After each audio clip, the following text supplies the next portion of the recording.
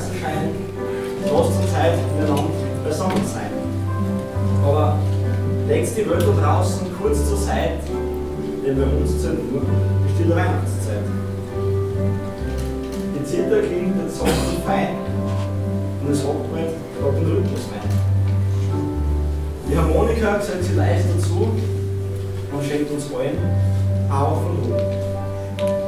So sitzt gemütlich und spürt die Zeit, die uns miteinander heute zum Freund. Eine stille Stunde können wir euch geben, schön, dass ihr sie mit uns mitnehmt.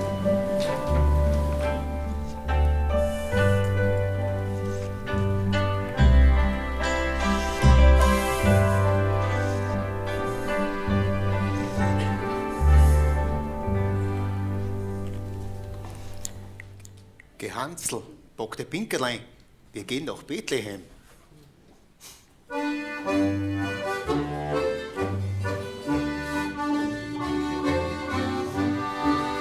Geh Hansl, bock dein Pinkelzau, wir gehen nach Bethlehem. Das Wort wird uns jetzt schon zlau, da haben sie Saschens gehen. Hast du da leider gehört, wie uns Gott verkündet. Da Gott der Sohn a kleiner Uhr heut Nacht vom Himmel kommt. Geh Hansl, bock dein Pinkelzau, wir gehen nach Bethlehem.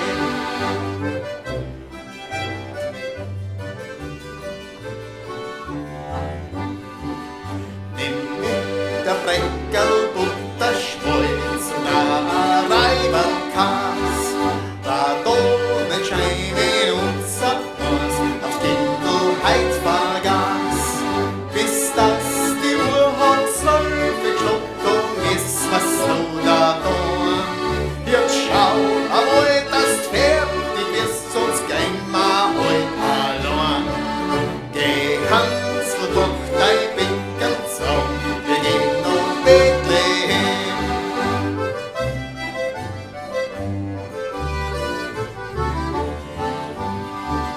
Jo, schau, die Enkel sind schon in ihrer rechten Brust. Wenn du jetzt nicht bald weiter tust, ist halbe um die Nacht. Lass zu, die Enkel singen schon dort hinter Höhe. Mein Hansl, nur da weiter schon, magst du uns heiter geschehen. Geh Hansl, bock dein Pinkelzau, wir gehen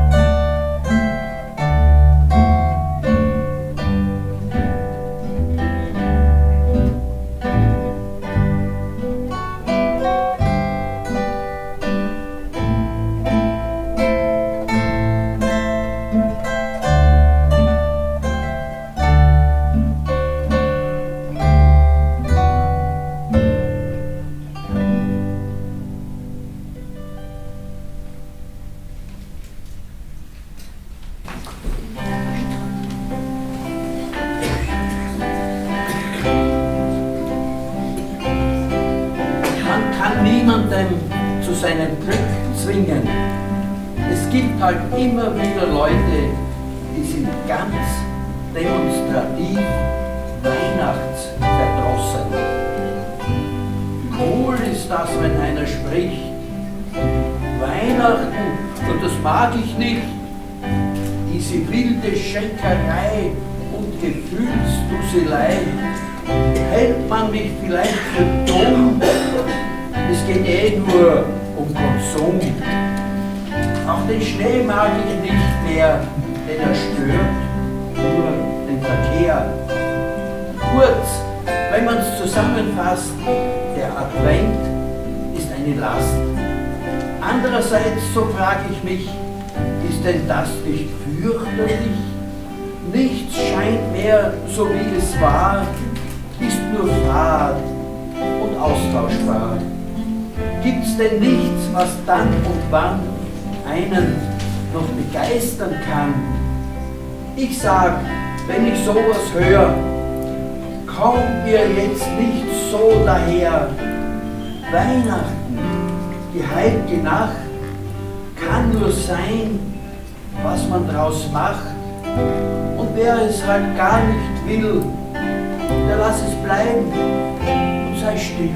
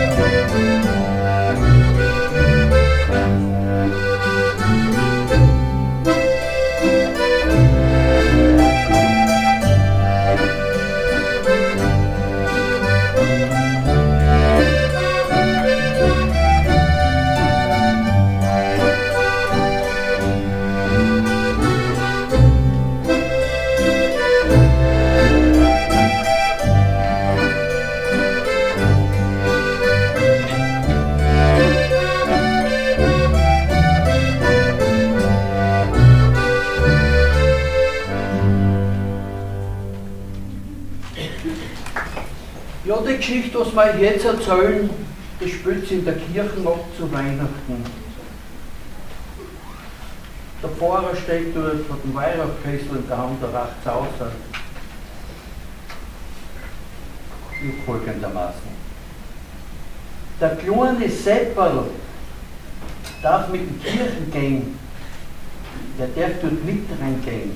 Die Oma erklärt ihm unterwegs recht schön, dass man in der Kirche ja nicht schwätzen soll, aber der Sepperl verspricht verständnisvoll zu schweigen ab der Kirchentür.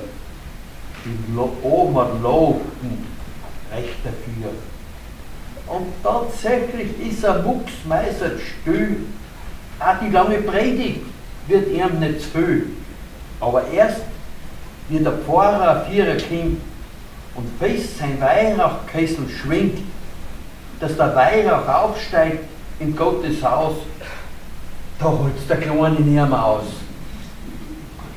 Du Oma, hör, ich muss dir was sagen. Still bist, es dauert eh nicht mehr lang. Oma, es ist aber wichtig, bestimmt. Seppel, jetzt sei nicht so ein zweites Kind. Oma, ruft da der Bub und fleint. Schau da, dem Pfarrer sein Handtaschel brennt.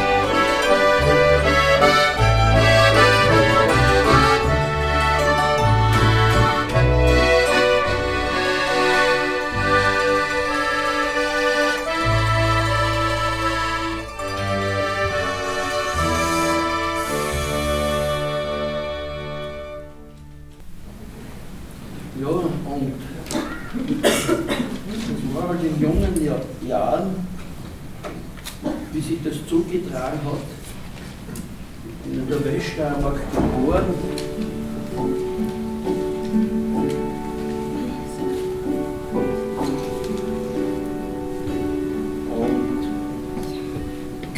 Eines Tages kam der Musikschuldirektor Walter Kainz in unsere Klasse und war für das Lernen eines Volksmusikinstrumentes, das war bei der Musikschule in Volzberg.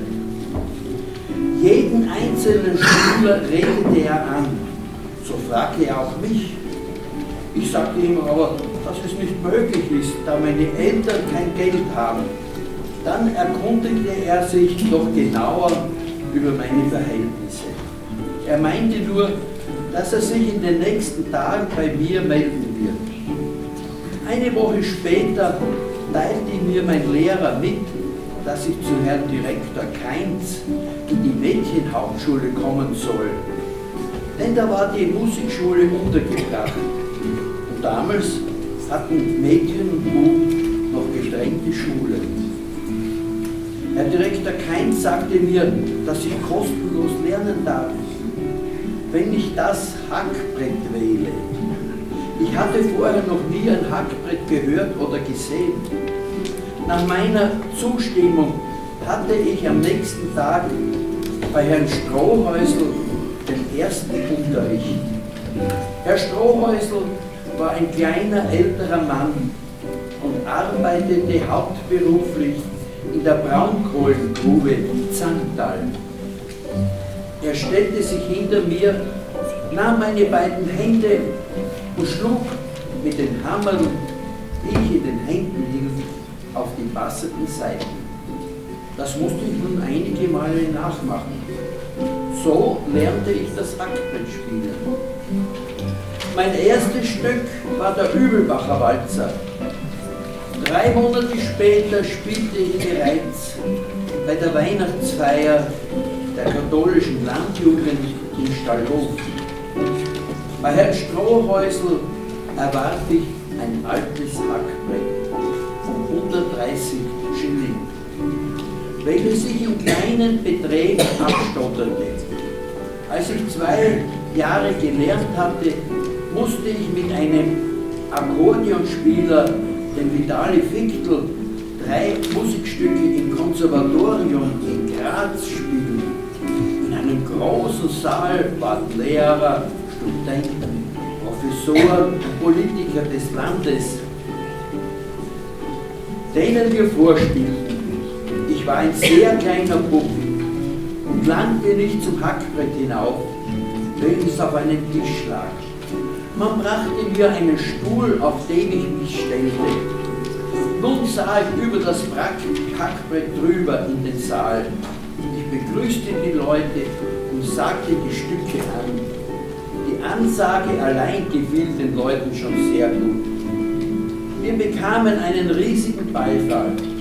Nachdem wir die 3 Stücke gespielt hatten, kam ein alter Herr zu mir und sagte, sehr schön, du darfst weiter gratis Hackbrett lernen.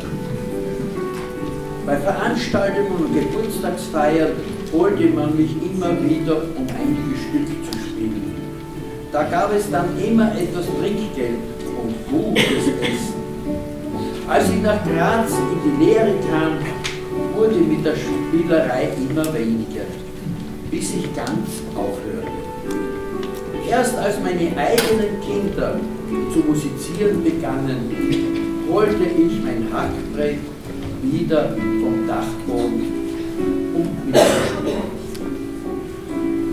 Das war die Zeit meines Erlernens des Hackbrettes und eine Kostprobe möchte ich Ihnen jetzt vorspielen.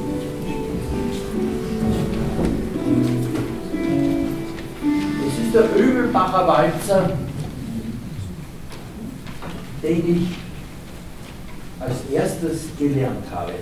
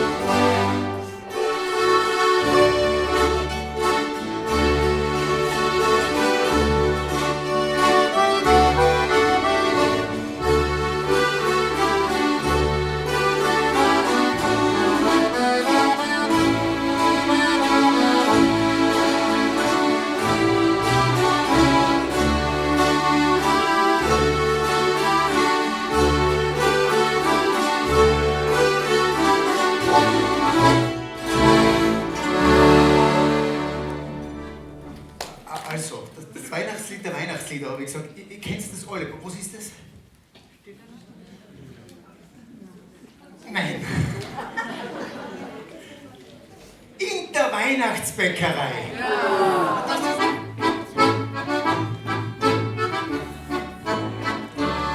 In der Weihnachtsbäckerei gibt es manche Leckerei. Zwischen Mehl und Milch noch so lang.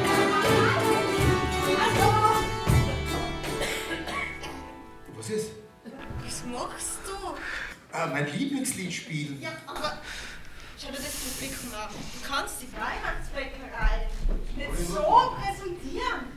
Dafür brauchen wir mal einen richtigen Ofen, damit wir einen Keks backen können. Einen Ofen? Ja, sicher. Schau dir gut Okay.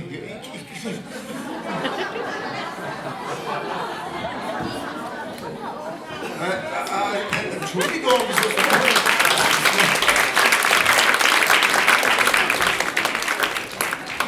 Na gut, okay, ich gebe noch, ich ziehe mich zurück. Was? Das wollen wir nicht alles. Wir brauchen auch unsere Meisterbäcker. Die kommt's einfach.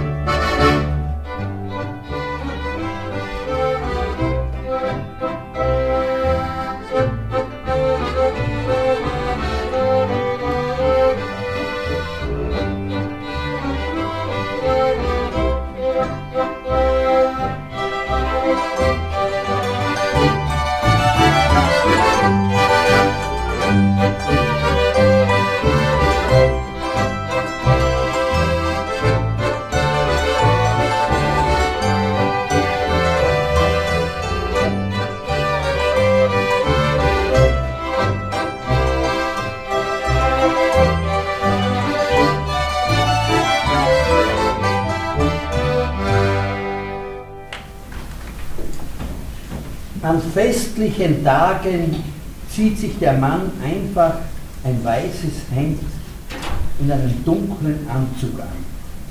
Frauen haben es da grundsätzlich nicht so leicht. Sie brauchen manchmal ein wenig Garderobeberatung. Schatz, welches Kleid soll ich anziehen? Die sind beide ganz schön. Das weiß ich, deshalb habe ich sie mir auch gekauft. Na also, dann ist es ja egal.